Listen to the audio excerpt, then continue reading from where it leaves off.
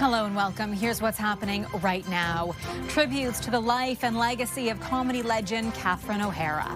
Oh, Kevin, I'm so sorry. Someone that has been making us laugh for 50 years. How her Canadian roots played a starring role throughout her career. It's the economic engine for the province. Reaction from Canada's aviation industry to the new tariff turbulence. So your mind isn't made up yet? Not totally yet. Plus, how Pierre Poilievre plans to convince Conservatives he should keep his job.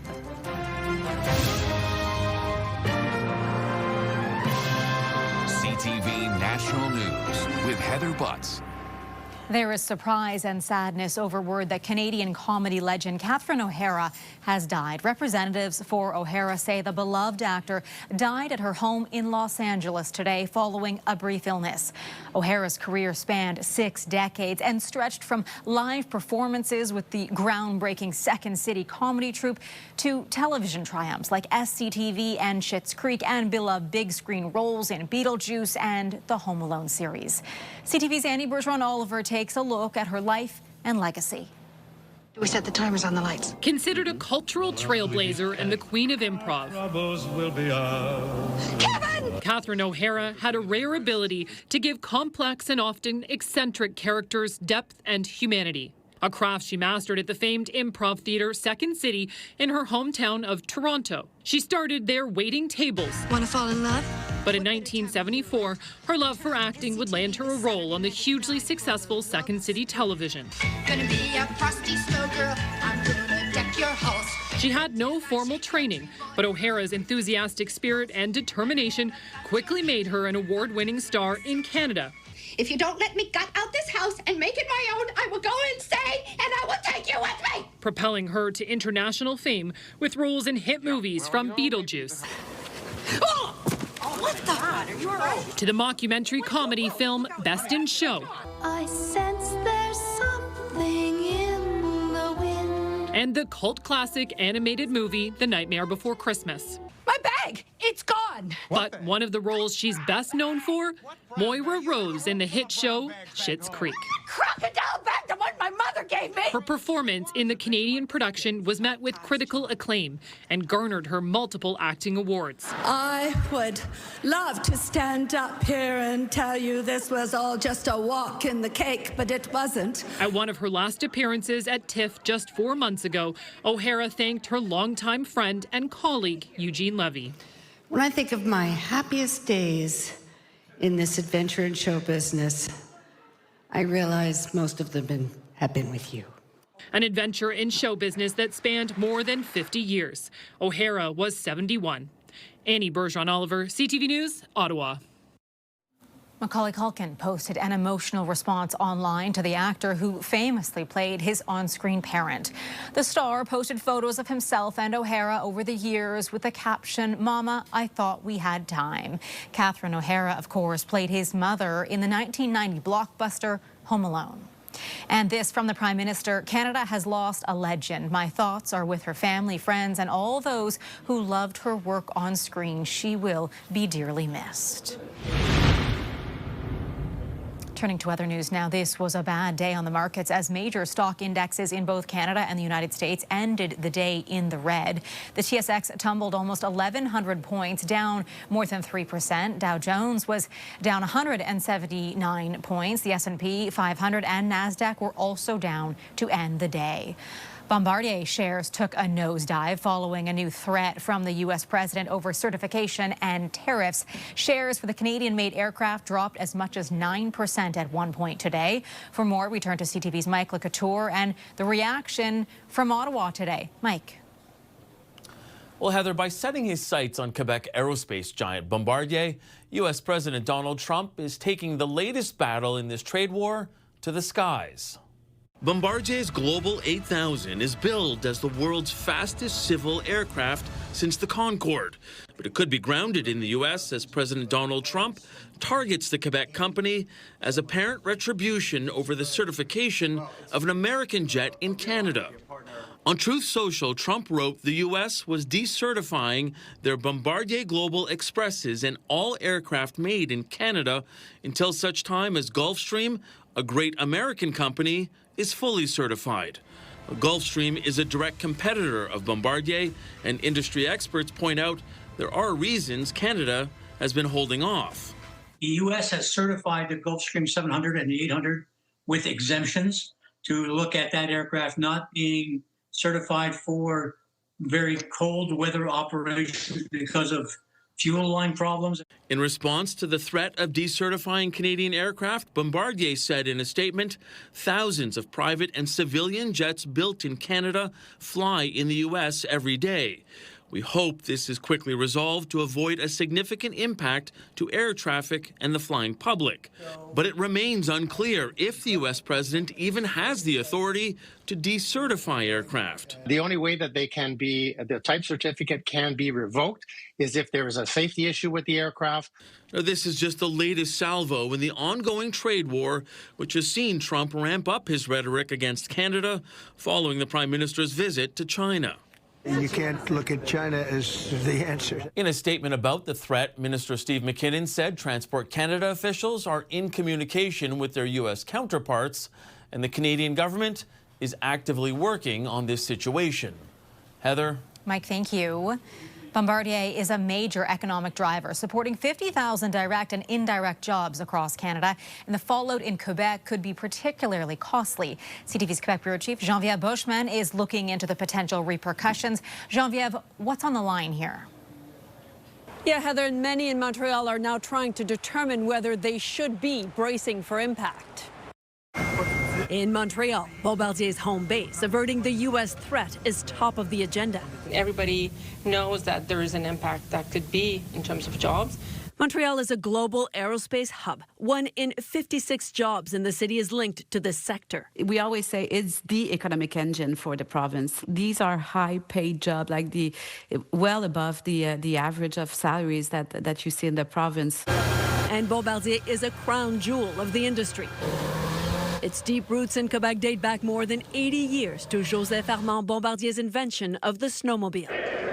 Bombardier launched its aerospace division in 1986. It hit major turbulence starting in the early 2000s, and that led to thousands of layoffs. But its business jet market has taken off, and just 2 weeks ago, the aerospace giant announced it would enlarge its footprint in Montreal with a new plant, new jobs. Tariffs could change the landscape. Bombardier now employs 10,000 people in Quebec, more than 2,000 in Ontario. The company also supports tens of thousands more indirect jobs. And it's also pointed out there are more than 3,000 jobs in the U.S. And that's also where most of its jets are sold. And many here in Montreal say just the uncertainty is bad in a business where stability is key. Heather. Geneviève Bushman in Montreal, thanks. The federal Conservatives have kicked off their national convention in Calgary, and all eyes are on Pierre Poilievre, who will take to the stage for what could be one of the most important speeches of his political career. CTV's Jeremy Charron joins us from Calgary. Jeremy, set the stage for us. Yeah, Heather, the busiest day here at the Calgary Conservative Convention, well underway with all eyes, as you've touched on that leadership vote tonight.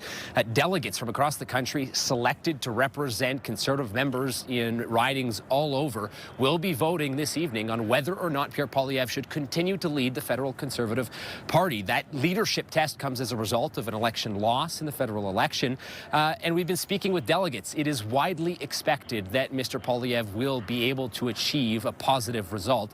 But delegates we've been speaking with, some say they are sold 100% already, ready to support the leader. Others say they have not quite made up their minds yet. Here's what they had to say. Do you support Mr. Poilievre as the leader? Oh, yeah, most definitely, 100%. It's still, when you go behind that curtain, it's still your private franchise, and you decide as you will at that time. So that's why I came to the convention to get a sense of what's happening. Now, Mr. Poilievre met with his caucus this morning ahead of this leadership review. Conservative Senator Denise Batters, was part of that meeting. We spoke with her today. I'm glad to see that Pierre has taken that part of our process very seriously because, as you may recall, after the previous election, I had to bring a petition to try to force pressure on Mr. O'Toole to have a leadership review, and that's what I was asking for. And meanwhile, Pierre not only has the review, but has it at a very early stage. Now, several MPs have taken the stage here in Calgary ahead of tonight's vote, some yet last night, some today, all hitting on two key themes. They believe the last election result was a success. They increased their seat count, despite, of course, not forming government, and all of them keen on getting behind Mr. Poilievre, who they believe is the person who should lead the party into the next election. Heather. All right, CTV's Jeremy Sharon, thank you. CTV's chief political correspondent, Vashi Kapelos, is also in Calgary. Vashi, what should we be looking out for tonight? Hey, Heather, I'll pick up where Jeremy left off in the conversations that he and all of us have been having with delegates. I'm kind of surprised by two things. First, the degree to which the delegates here want to hear more than a message of we almost won. They want to hear a clear path to not doing the same thing next time, to actually winning. A lot of people freely talking about that, so I'll listen with interest tonight to Mr. Poilievre's speech to hear if that's reflected. And then also, I'm surprised by the number of delegates who are talking about how, in their view, there is a distinguishment between Prime Minister Carney and Prime Minister Trudeau, and they would like to hear more of that distinguishment from Mr. Poilievre and other delegates of the party. So I'll be looking closely at that and whether it's reflected in the speech tonight. And then finally, the big issue here in this province at this point, at this time, and also across the country when it comes to national unity, is the possibility of separatism, right? It going to a vote, the idea that separatists in this province are meeting, for example, with members of the Trump administration. I am very curious to see whether that issue is specifically addressed by Pierre Poilievre in that speech tonight, and what exactly he says about it, and whether he denounces it. Heather? Vashi, thank you. And a reminder, Vashi Kapelos is hosting a special edition of Power Play today, live from the Conservative Convention in Calgary on CTV News Channel and ctvnews.ca. Luigi Mangione will not face the death penalty after a U.S. district judge dismissed 2 of the 4 federal counts against him in the fatal shooting of the United Healthcare CEO. Mangione is accused of gunning down Brian Thompson outside a Manhattan hotel in 2024. He still faces 9 counts in a separate case brought by New York State prosecutor, including second-degree murder and various weapons charges. The U.S. Department of Justice released millions of documents from its files on convicted sex offender Jeffrey Epstein today. The move comes after months of public and political pressure. CTV's Joy Malbin with what we're learning from these documents.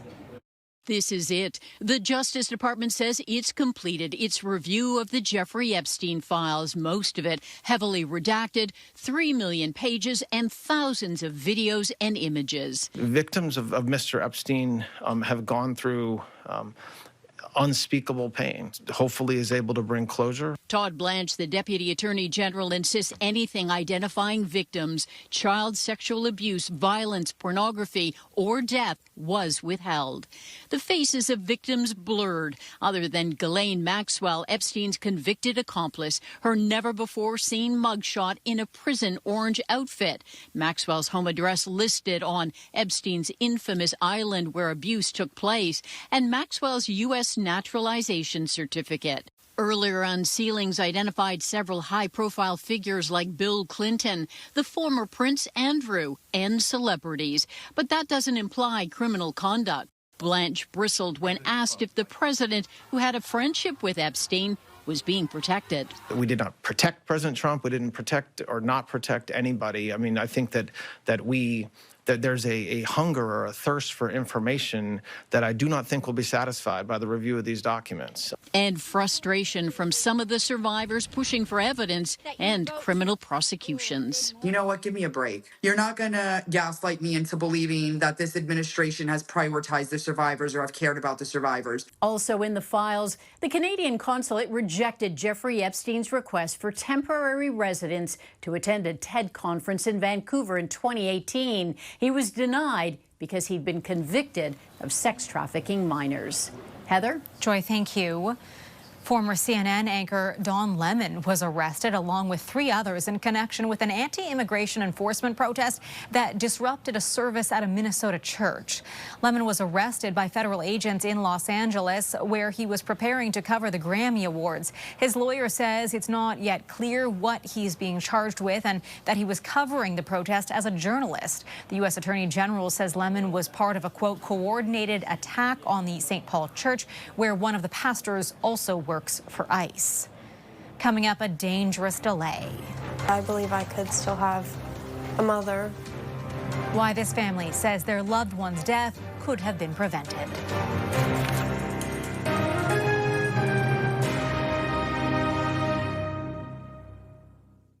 A Winnipeg family mourning the loss of a loved one is calling for changes in the healthcare system. Stacey Ross spent hours in a hospital emergency room before she was admitted and later died. Her family believes that delay contributed to her death. CTV's Alex Carpa on their story and what they hope happens next. Stacey and I used to take the kids to... Sherry Morgan and Deborah look at photos of Stacey Ross, remembering their sister, mother, and best friend. That's my mom. Now memories are all they have left of her. Stacey died on January 15th. She was my best friend. Morgan says her mother first went to the emergency room at Winnipeg St. Boniface Hospital on January 4th with severe chest pain after being sick for a few weeks. She waited more than 12 hours only to be told it was the virus and was sent home. Her condition worsened, and on January 15th, she returned by ambulance and waited another 11+ hours before being admitted. And they told us to come down to the hospital because things weren't looking good. Morgan says a CT scan revealed pneumonia in Stacey's lungs. Not long after, she went into cardiac arrest and died. It was horrible. Manitoba's government in a statement said they are continuing to rebuild the healthcare system by expanding hospital capacity, recruiting thousands of healthcare workers, and implementing coordinated efforts to improve patient flow. This shouldn't have happened. This is ridiculous. I mean, for somebody to sit in the waiting room for 12 hours and then die 2 hours later after being seen is ridiculous. The Canadian Medical Association says wait times at hospitals across the country remains a serious concern and say it's due to a number of factors. One is the ability to access care. Dr. Margot Burnell says the solution lies in letting emergency departments identify what works best locally. Each piece needs to be looked at, problem solved, solutions brought to the table, and then the best plan put forward. Morgan hopes her mom's story sparks change to reduce wait times across the country. I believe I could still have a mother, a role model in my life if she's been seen sooner. Alex Carper, CTV News, Winnipeg. Still ahead, when a freezer staple feels the squeeze. The end of an era, why time's up for this Minute Maid product.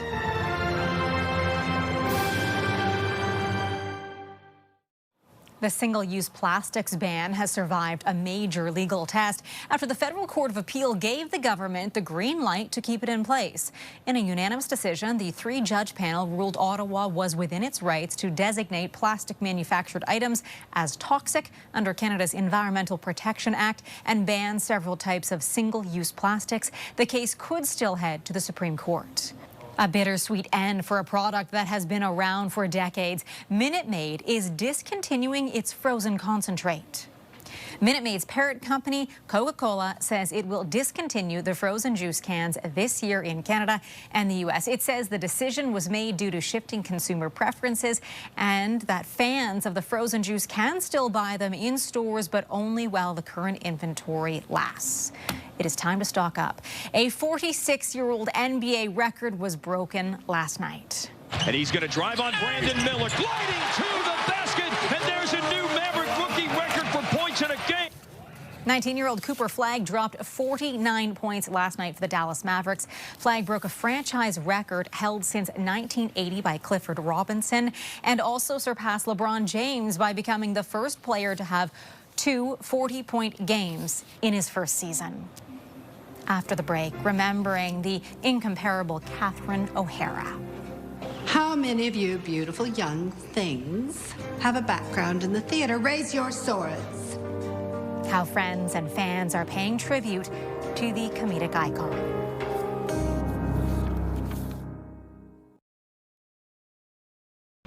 So, Jocelyn, you were saying that you teach high school? Or you want to finish high school? I'm not sure. I couldn't hear over your husband's chewing. I brought vodka. We return to our top story, the shock and sadness following the death of Catherine O'Hara. Tributes continue to pour in, noting the most memorable moments of the renowned Canadian comedian and actor. For more, we turn to film expert Richard Krause. A difficult loss for so many to comprehend. Richard, what do you think of when it comes to Catherine O'Hara? My mind immediately goes to SCTV.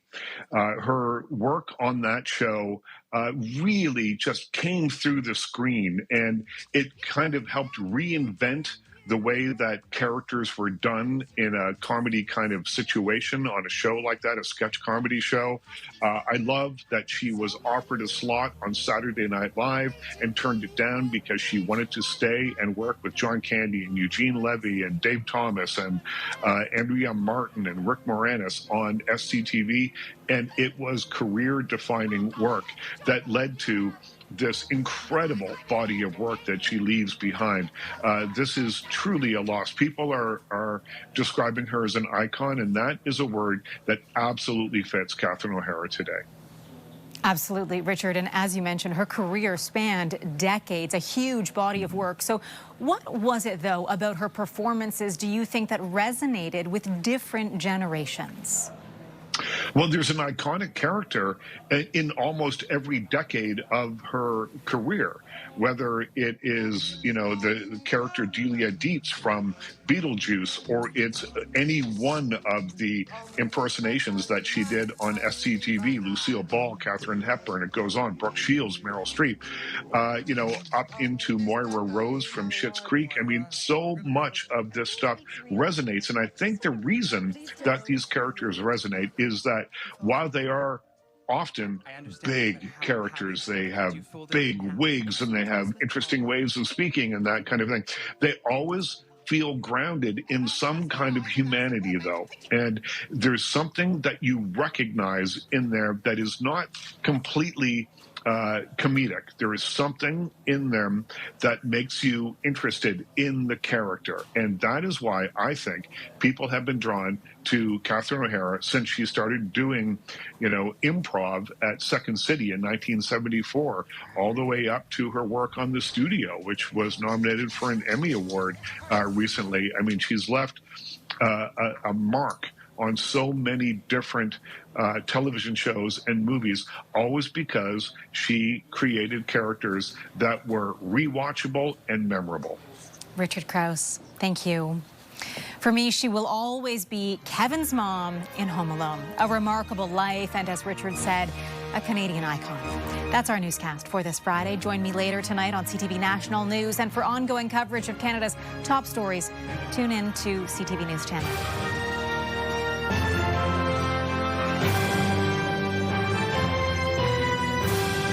CTV National News, Canada's #1 newscast.